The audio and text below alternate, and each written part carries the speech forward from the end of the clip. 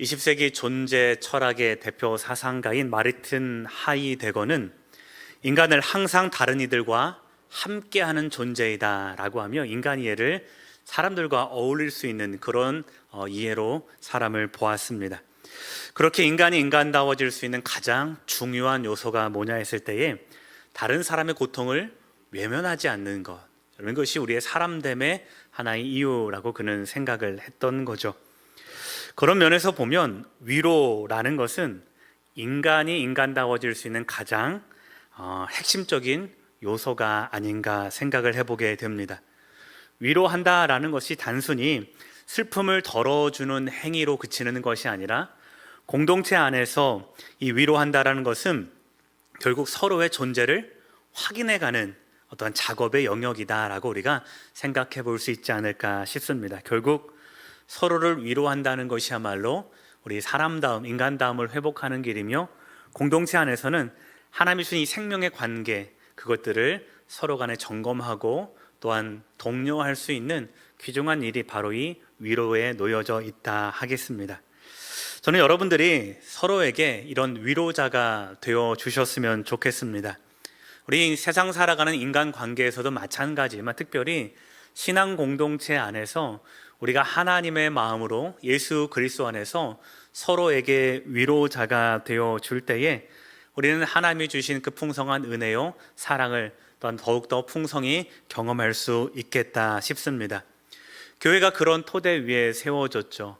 우리는 혼자 신앙생활 하는 것이 아니라 누구와 함께 더불어 신앙생활 하는 것이고, 우리는 믿음의 이 여정을 걸어갈 때에도 홀로 걸어가는 것이 아니라 먼저는 예수 그리스도의 길에 동참하는 것이며 그들과 함께하는 우리 많은 성도들과 이 길을 걸어가는 것이기에 그 길을 걷다가 넘어지고 쓰러지는 그 모든 순간에 서로의 손을 붙잡아주고 일으켜주는 이 작은 위로의 손길을 통해서 우리는 이 믿음의 여정을 끝까지 갈 수 있는 힘을 얻을 수 있는 것이죠. 여러분, 그럼 한번 생각을 해 보십시오. 고난과 눈물 가운데 때로는 이 믿음의 길을 걸어갈 때 우리 지치고 힘들 때에 우리 많이 넘어지고 또한 고난을 당하는데, 그러면 그 애들에게 가서 우리가 어떤 말로 위로해 줄 수 있을까요? 지금도 우리 주변에 육체적인 고난으로 때로는 마음의 상처 때문에 이런 위기 가운데 놓여져 있고 환난 가운데 놓여져 있는 성도들 많이 계신데요. 여러분, 우리가 어떤 방법으로 그들을 위로할 수 있을까요? 세 가지 정도 한번 생각을 해보면 어떨까 싶습니다. 먼저는 찾아가기입니다. 어려움을 당한 사람, 슬픔에 있는 분들을 찾아가는 것입니다. 근데 사실 이것도 쉽지는 않습니다. 왜요? 우리는 늘 상대방이 부담스러워할까봐 조심스러워하거든요. 또 가서 정작 무슨 말로 위로해야 될지를 잘 모를 때도 너무나도 많습니다. 상대방이 우리를 오는 것도 반겨하지 않고 무안줄 때도 또 너무 많기 때문에 이런 복잡한 세상을 살아가다 보니까 감정도 너무 여러 개로 나뉘어서 막상 찾아간다고 해도 환대받지 못할 그런 두려움과 염려 때문에 우리는 쉽게 찾아갈 수 없는 지경이기도 합니다. 여러분, 그런데 진짜 위로는 완벽한 어떤 말로 위로하는 것이 아니라 찾아가서 손잡아주는 것. 여러분, 혹여라도 무안당할 수 있겠지만 지혜를 통하여서 상황을 잘 살피고 함께 만나주는 것. 여러분, 그래서 우리를 통해서 하나님의 위로하심이 그에게 들어가게 하는 것. 여러분, 이 용기가 위로의 첫걸음인 줄 함께 고백할 수 있었으면 좋겠습니다. 두 번째는요, 같은 마음을 갖는 것이 위로의 방법일 것입니다. 진정한 위로는 상대방의 마음에 나의 마음을 맞추어 가는 것이죠. 로마서에서 이것을 같은 마음으로 생각하라라는 말로 표현을 하기도 했는데, 위로는 일방적인 격언이나 충고를 건네는 것이 아니라 공감의 자리에서 이루어진다라는 사실을 우리가 기억하셨으면 좋겠습니다. 그래서 상대방의 마음을 이해하려는 것, 나의 마음을 그 마음에 넣는 것이 아니라 상대방의 마음에 나의 마음을 맞추어 주는 것. 여러분, 이것이 우리가 가져야 되는 위로의 두 번째 태도인 것 같습니다. 여러분, 욥의 세 친구로 한번 생각을 해 보십시오. 그들이 처음에 욥을 찾아왔을 때 그들이 어떤 행동을 했는지 여기서 혹시 떠오르실 수 있겠습니까? 그들이 욥을 보고 마음이 아파서 울어요. 옷을 찢고 아무 말도 못해요. 욥의 고통이 너무 고통스러운 마음을 같이 나눌 수 있었기 때문에. 여러분, 그것이 욥기 2장 12절입니다. 우리 화면을 통해서 같이 한번 읽어봤으면 좋겠습니다. 함께 있습니다. 눈을 들어 멀리 보매 그가 욥인 줄 알기 어렵게 되었으므로 그들이 일제히 소리질러 울며 자기의 겉옷을 찢고 하늘을 향하여 티끌을 날려 자기 머리에 뿌리고. 나중에 이 마음이 조금씩 변해가서 정의 뭐 이런 것들을 많이 따지지만 처음에 이들은 함께 그가 욥과 나누는 마음, 욥을 자신의 마음으로 당기는 것이 아니라 내 마음을 욥의 형편에 맞춰놓고 같은 자리에 앉는 것. 여러분, 이것이 우리가 가져야 될 위로의 몫인 줄 함께 고백할 수 있었으면 좋겠습니다. 세 번째는요, 아무 말 하지 않는 게 위로가 됩니다. 여러분, 그런 경험 해보신 적 있으신가 모르겠습니다. 슬픔 당한 자에게 어떤 위로가 필요할까요? 우리가 무슨 말을 한다고 도대체 위로가 되긴 될까요? 저는 늘 그런 생각을 해봅니다. 그래서 저는 저의 경험이 늘 참 소중했습니다. 어머니, 아버지 돌아가셨을 때 제일 소중한 친구가 그냥 제 옆에 앉아가지고 아무 말도 안 하고 하루 첫날 밤을 꼬박 세워졌는데 그게 아직까지도 너무 고맙더라고요. 우리가 무슨 말로 위로하는 것이 아니라 그냥 그 자리에서 아무 말도 안 하고 앉아 있어주는 것. 여러분, 그것이 우리에게 많은 위로가 되고 그렇게 앉아주는 것이 우리의 마음에 아무 말 하지 않아도 그 자체로 위로가 될 수 있다는 것을 우리가 경험하셨을 것입니다.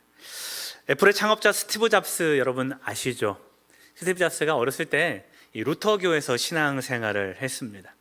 자, 그런데 그가 어느 날 이 라이프 잡지에 실린 전쟁 중에 일어난 고아들이 굶고 죽고 하는 모습을 이 라이프 잡지에서 봤다라는 거예요. 그런데 그 때문에 마음이 너무 고통스러운 거예요.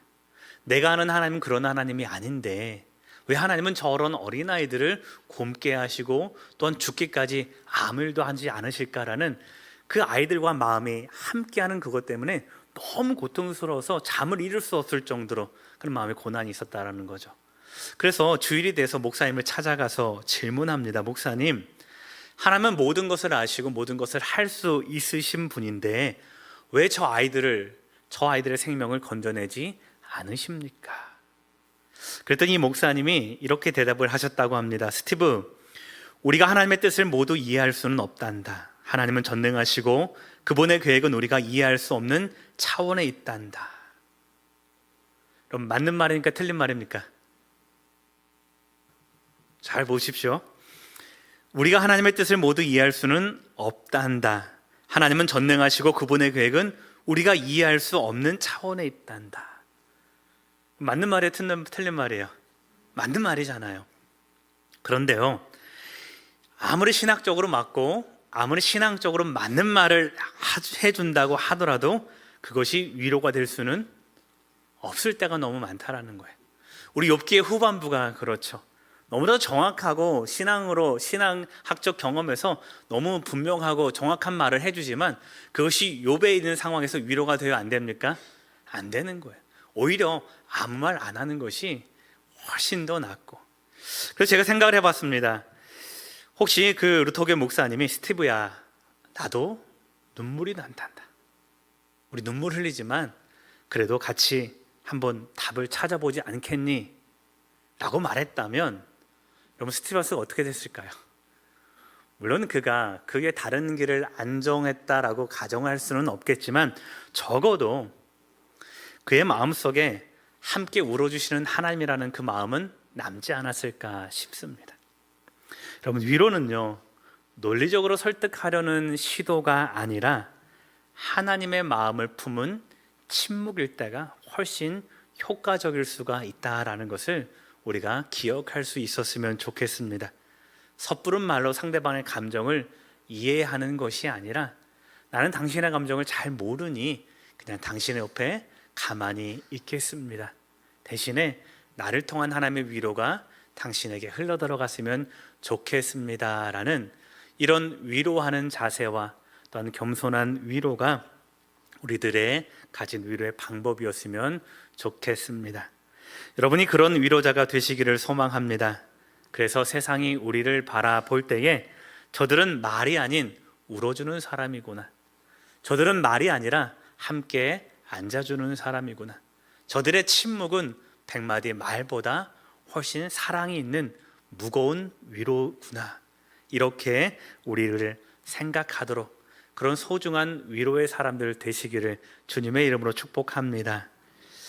고린도후서는 유대 복음의 전도자들 때문에 바울 자신이 개척하고 또한 가르친 이 고린도 교회에서 바울이 심한 마찰을 겪습니다.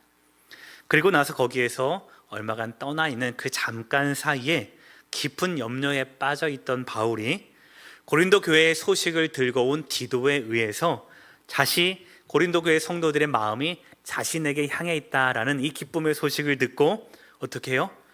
쓴 편지의 내용입니다. 우리 지난주에 나누었죠.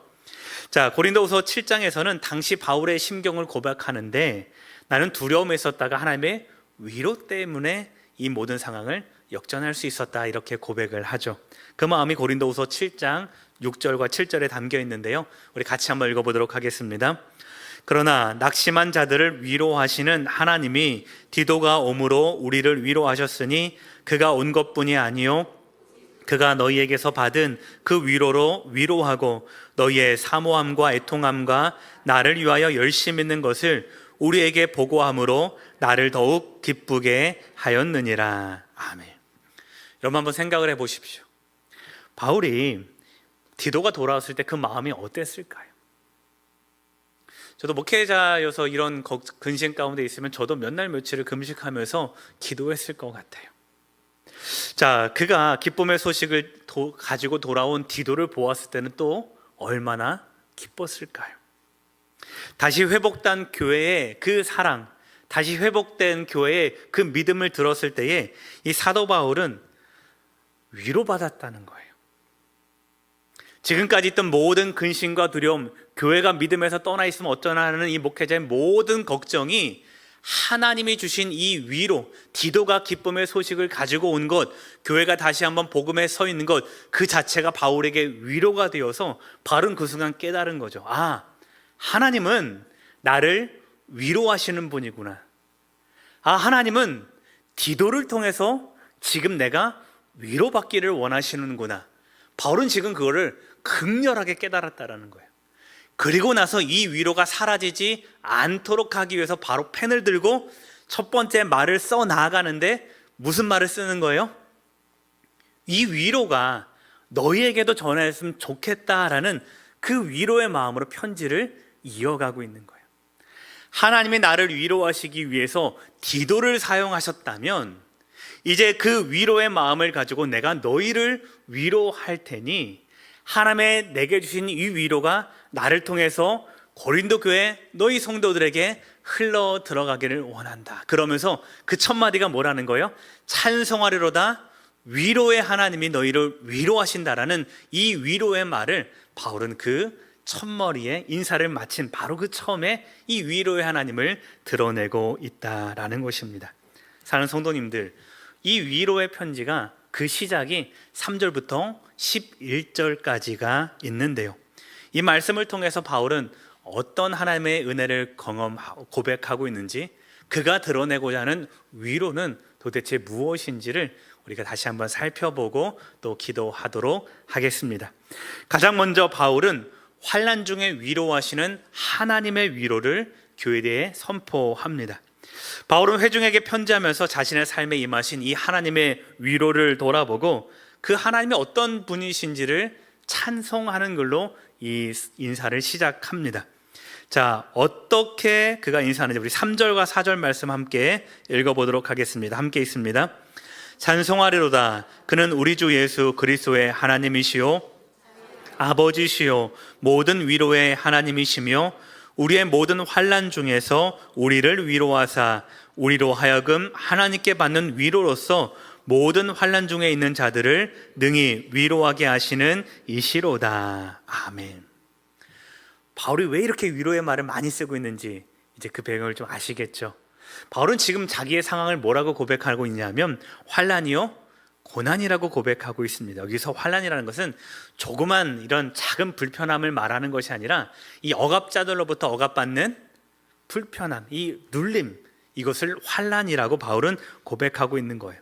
자, 그런데 자신은 비록 이 바울의 여전히 고린도 교회에 머물고 있는 바울의 적대자들 때문에 자기는 지금 눌리고 억압받는 상황이지만 교회는 어떻게 해요? 하나님의 위로로 위로받기를 원한다라고 권면하고 있는 것입니다. 나의 고난은 너희가 받을 것이 아니라 나의 고난을 통해서 교회가 어떻게 해요? 위로받기를 원한다라고 들려주고 있는 것이죠. 그렇게 보면 바울의 고백은 매우 실제적이고도 경험적이겠다 싶습니다. 실제적이고 경험적이라는 것은 무슨 말이냐면 바울은 이미 이런 경험들 많이 있었죠.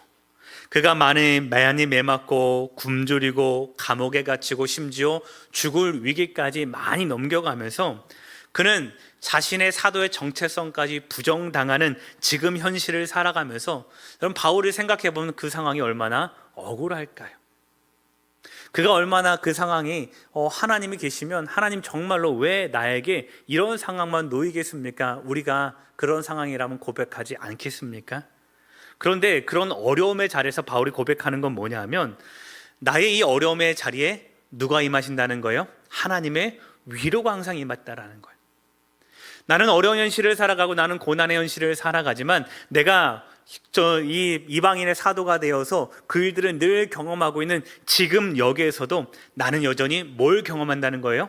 하나님의 자비를 경험한다는 거예요. 나를 위로하시는 그 하나님의 자비 때문에 내가 오늘 위로받는다라고 바울은 이 편지의 첫머리에 그렇게 이야기하고 있는 것입니다. 여러분, 오늘 말씀을 보십시오. 자비가 언제 임합니까? 자비가 언제 임한다는 거예요? 고난의 때, 고난 중에, 환난 중에, 고난 중에 있는 자들에게, 환난 중에 있는 자들에게 자비가 임한다라는 것입니다. 여러분, 이게 무엇을 말하냐면 하나님의 자비는 공허한 자리에 임하는 것이 아니라 누구에게 임하는 거예요? 환난 당하는 당신의 백성들에게 임한다라는 거예요. 특별히 자신의 복음을 들고 믿음의 자리에서 환난 당하고 있는 믿음의 자녀들을 위한 하나님의 위로와 자비가 오늘 우리들에게 임하니 너희는 그 위로로 위로를 받을 것이다 라고 하는 이 하나님의 약속을 바울이 지금 교회 가운데 흘러보내고 있는 것이죠. 사랑하는 성도님들, 이 바울이 권면하는 위로의 말로 오늘 우리도 하나님의 위로 가운데 함께 머물기를 소망합니다. 여러분, 고난이 지나가야 평안이 오는 게 아니에요. 고난이 지나가야 그것이 위로가 아니에요. 위로는 언제 온다고요? 고난 중에 있다면. 왜요? 하나님이 오늘 사랑의 하나님이기 때문에 그렇다는 거예요. 사랑의 하나님은 내가 평안할 때 그냥 거기에 덩그러니 위로를 주시는 분이 아니라 이 고난이 지나가야 내 마음이 평안해지는 것이 아니라 혹 너희가 고난 중에 있을지라도 너희가 나를 위로의 하나님이라 고백한다면 그 자리에 무엇도 함께 있겠다? 나의 위로가 너희와 함께 있겠다라는 이 하나님의 위로의 권면이 오늘 우리들에게도 그대로 이루어지는 줄 믿습니다. 5절에는 더 놀라운 고백을 합니다. 5절을 또 한번 읽어볼까요? 같이 읽습니다. 그리스도의 고난이 우리에게 넘친 것 같이 우리가 받는 위로도 그리스도로 말미암아 넘치는도다. 아멘. 뭐라는 거예요? 고난이 넘칠수록 뭐도 넘친다는 거예요? 위로도 넘친다는 거예요. 여러분, 일부러 고난 받을 필요는 없잖아요. 그러나 여러분, 어제보다 혹여 오늘 내가 고난이 더 심했다면 반대로 뭘 찾을 수 있어야 된다는 거예요? 크신 하나님의 위로도 우리가 발견할 수 있어야 된다는 거예요. 사랑하는 성도님들, 이것을 바라볼 수 있는 것이 믿음이요 영적인 눈임을 우리가 늘 기억하셨으면 좋겠습니다. 작은 환난이라면 그 작은 환난 중에서도 하나님은 우리를 위로해 주시기 위해서 하나님의 위로로, 하나님의 위로하는 사람으로 우리와 함께 머물게 하실 줄 믿습니다. 혹 그것을 넘어서 큰 환난이라면 큰 환난만큼 하나님의 위로도 더 크게 우리 위에 임하실, 우리의 늘 안타까운 자리의 삶의 환경 가운데에 더욱더 차고도 넘치는 하나님의 풍성한 위로가 더불어서 우리에게 임하는 줄, 그 자비와 사랑의 하나님을 오늘 발견할 수 있는 복된 성도 인생 되시기를 주님의 이름으로 축복합니다. 그러니 사랑하는 성도님들, 왜 내게 이런 고난이 오느냐라고 하나님을 원망할 것이 아니라 하나님이 이런 고난을 찾아주셨다면 반대로 어떤 하나님을 찾으시면 됩니까? 위로하시는 하나님을 찾으십시오. 고난을 묵상하고 고난에 내 인생을 함몰시키는 인생이 아니라 내게 고난이 찾아왔다면 내게 위로하시는 그 하나님의 위로도 함께 온다는 것을 알고 이 고난을 이길 그 위로와 소망 되시는 하나님과 더불어서 이 모든 위기와 환난을 견디어 가시는 복된 주의 백성 되시기를 주님의 이름으로 축원합니다. 두 번째로 바울은 교회가 하나님의 위로에 동참하는 위로의 공동체가 되기를 권면하고 있습니다. 우리 6절과 7절 말씀, 우리 환난의 목적을 바울이 언급하고 있는데 우리 같이 한번 읽어보겠습니다. 우리가 환난 당하는 것도 너희가 위로와 구원을 받게 하려는 것이요 위로를 받는 것도 너희가 위로를 받게 하려는 것이니 이 위로가 너희 속에 역사하여 우리가 받는 것 같은 고난을 너희도 견디게 하느니라. 너희를 위한 우리의 소망이 견고함은 너희가 고난에 참여하는 자가 된 것 같이 위로에도 그러할 줄을 알미라. 아멘. 사도가 환난 받는 이유가 뭐라는 거예요? 사도의 환난의 목적은 뭐라는 겁니까? 그가 왜 고난을 받습니까? 사도의 고난이 성도의 뭐가 된다는 거예요? 위로가 되기 때문에 그 일들을 넉넉히 사도는 지금 감내하고 있다라는 것입니다. 내가 환난에 놓여있든 혹 내가 하나님의 위로 가운데 놓여있든 이 모든 삶의 형편들이 다 누구를 위한 것이라는 거예요? 그래요, 성도와 교회를 위한 것이다 라는 것을 교회가 기억할 수 있기를 바울은 원하고 있는 것입니다. 바울은 지금 교회가 하나님의 위로를 배우고 결국 소망, 구원에 이르는 소망의 공동체가 되기를 원하고 있는 거죠. 그래서 하나님의 위로의 통로가 나 바울이 될 테니 너희는 나를 보므로 하나님의 위로를 받았으면 좋겠다, 이 말을 다시 한번 권면하고 있는 겁니다. 여러분, 그런데 우리가 한 가지를 더 한번 생각을 해보셨으면 좋겠습니다. 바울이 이렇게 말하는 의도가 뭘까요? 왜 나의 고난이 너희가 위로가 된다, 왜 이런 말을 할까요? 왜 그럴까요? 저는 그 마음을 좀 알 것 같아요. 제가 목회자여서 그런 게 아니라 여러분, 우리 부모의 마음 심정이면 다 비슷하리라 생각을 합니다. 뭐냐 하면 교회가 위로의 공동체가 되기를 원하는 거예요. 내가 교회에게 위로의 통로가 되어 주었다면 어떻게 해요? 위로를 받은 교회도 어떻게 해요? 그 누군가의 위로가 되어 주기를 원하는 거예요. 여러분, 우리가 성도들의 삶의 가치관을 변화시키고 삶의 현장에서 주님의 큰 위로를 경험한 사람들은 뭘 만나냐면, 어떤 하나님을 만나냐면 우리 가운데 도전하시는 하나님을 만나셔야 되는 거예요. 어떤 하나님이요? 내가 다른 사람에게 위로자가 되어주기를 우리의 마음을 노크하고 계시는 거예요. 사랑하는 성도님들, 여러분의 삶이 하나님의 위로를 통해서 풍성한 위로를 경험하셨다면, 아, 이것이 하나님의 위로이구나, 나는 하나님 때문에 하나님의 보낸 사람들로 인하여서, 그것이 목회자이건 성도이건 그 누군가에게 하나님의 위로의 메신저가 되어서 내가 위로를 받았다면, 그 위로로 풍성해졌다면 이 위로를 내 안에서만 머물게 하는 것이 아니라 교회 가운데로 흘려보내고 교회의 담장을 넘어서서 여러분의 삶의 모든 자리에서 여러분이 위로자가 되어주시는, 위로의 메신저가 되어주시는 이 하나님의 사명을 감당할 수 있는 복된 위로자들로 서가기를 주님의 이름으로 축원합니다. 바울은 지금 그거를 원하고 있는 거예요. 교회가 언제까지나 약하여져서 그냥 위로받고 그 위로로 만족하는 공동체로 머무는 것이 아니라 하나님의 위로로 풍성해졌다면 이제 한 걸음 더 나아가서 교회 공동체 서로 안에서, 교회의 담장을 넘어서 많은 고린도 사회 안에서 이 고린도 교회가 위로의 메신저가 되기를 바라는 이 바울의 마음을 우리가 같이 읽어주셨으면 좋겠습니다. 우린 여기에서 중요한 신앙의 원리를 하나 발견하게 되는데요, 위로는 교회를 찢고 환난시키는 주범이 아니라 오히려 하나가 되게 하는 도구가 될 수 있다는 것도 우리가 함께 깨닫고 고백할 수 있기를 소망합니다. 여러분, 세상은요, 고난이 닥치면 분리하고 찢어져요. 그러나 하나님이 원하시는 믿음의 공동체는 고난이 다가올수록 함께 위로하고 기도하며 그 환난과 고난을 이겨나가는 여러분 위로의 공동체가 되기를 바라시는 이 하나님의 마음을 우리가 함께 듣기를 소망합니다. 그러니 우리 가운데 고난이 찾아온다고 해서 그걸 무겁게만 바라볼 것이 아니라 나를 위로하시려는 하나님의 은혜의 자리구나. 그리고 우리가 이 고난을 위로로 잘 견디고 나서 우리가 서로에게도 그리고 교회를 넘어선 우리 이웃들에게도 우리가 위로의 메신저가 되어야 되겠구나라고 굳게 결단해 볼 수 있는 성도의 삶의 자리가 되기를 주님의 이름으로 축원합니다. 그렇게 보면 바울은 오늘 교회에게 이렇게 권면하고 있는 겁니다. 내가 받은 고난을 너희가 외면하지 말라. 너희가 받을 그 위로의 통로가 바로 나의 고난이다. 내가 받은 고난과 내가 받은 위로가 너희에게로 흘러갔다면 너희가 받은 위로가 복음이 되어 다시 세상으로 흘러가야 한다.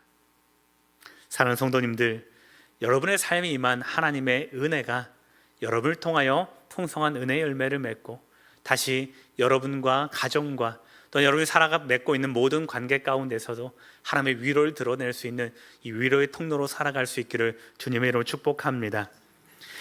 헨리 나우엔이 이 위로의 성도에게 베푸시는 위로의 사역을 가장 잘 드러낸 교회 사역이 하나 있는데 그게 뭘까 하면 십자가입니다. 헨리 나우엔이 이런 말을 합니다. 우리 화면을 보면서 같이 한번 읽어봤으면 좋겠습니다. 함께 읽겠습니다. 고난은 우리로 하여금 우리의 상처를 더 큰 손에 맡기도록 초대합니다. 우리는 그리스도 안에서 고난당하시는 하나님을 봅니다. 우리를 위한 고난입니다.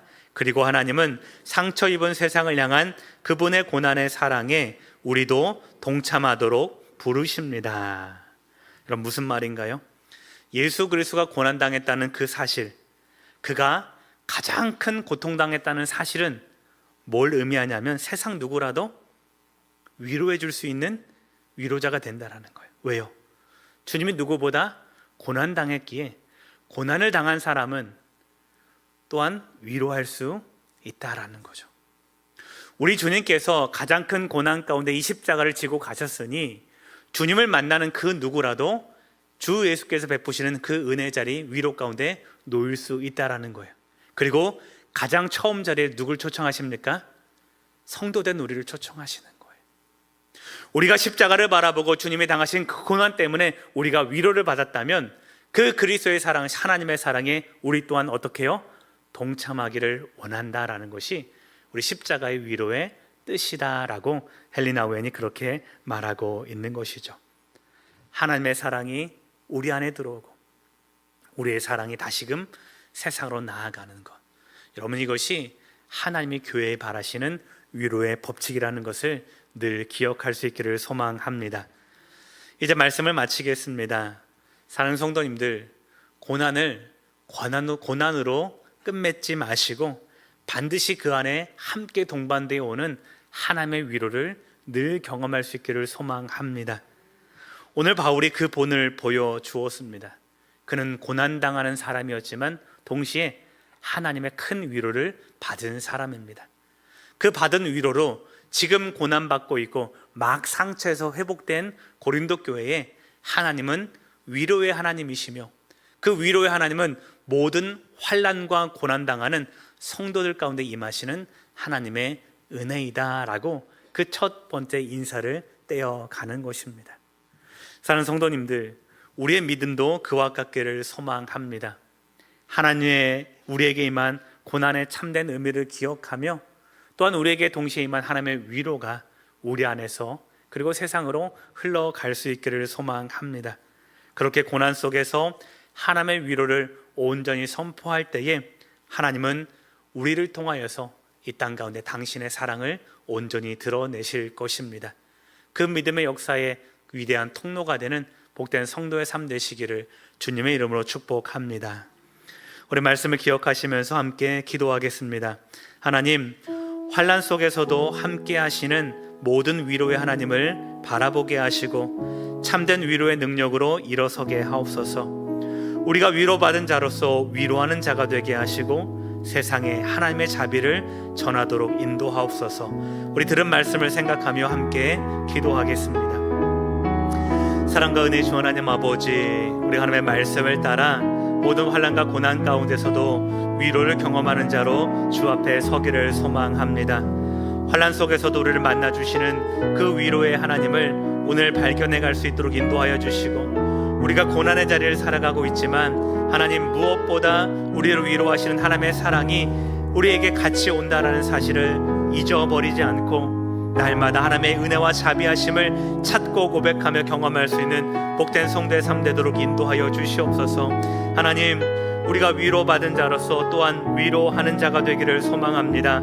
이 세상에 하나님의 자비를 드러내게 하시고 우리로 위로의 메신저가 되게 하시고 통로가 되게 하셔서 우리 가운데 허락하시는 하나님의 풍성한 은혜와 자비를 온 땅 가운데 전할 수 있도록 주여 인도하여 주시옵소서. 참된 아버지, 그래서 믿음의 사람이 되게 하시고 하나님 능력 가운데 우리가 주의 자비와 주의 은혜를 살아가고 고백할 수 있는 복된 성도의 인생 될 수 있도록 인도하여 주시옵소서.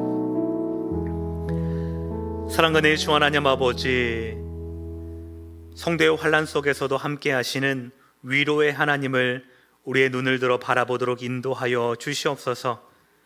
그리하여 우리의 믿음이 고난을 피하는 것이 아니라 고난 속에서도 하나님의 위로를 경험하고 고백하는 믿음의 사람 되도록 인도하여 주시옵소서.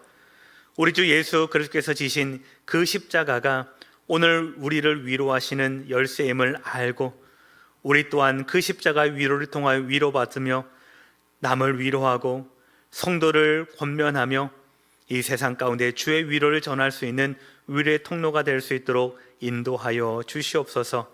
그리하여 우리의 모든 삶에서 온전히 자비하신 그 하나님을 날마다 경험하며 하나님은 사랑이시다 고백할 수 있는 믿음의 고백이 흘러넘칠 수 있도록 인도하여 주시옵소서.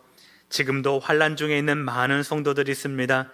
육신의 고통으로, 가정의 문제로, 우리 내면의 고민 때문에 고통 가운데 있는 많은 성도들, 하나님 믿음 때문에 또한 고통당하고 있는 많은 주의 백성들이 있사오니 우리 모든 환난 속에서 위로의 하나님으로 찾아주시는 그 하나님을 그곳에서 발견하게 하시고 오늘도 우리를 위로하시는 그 하나님의 은혜의 손길을 잡으며 그 손길 안에서 평화와 안정 누릴 수 있는 복된 귀한 주의 백성 되도록 인도하여 주시옵소서. 감사하며 축복하며 존귀하신 예수님 이름으로 기도드립니다. 아멘.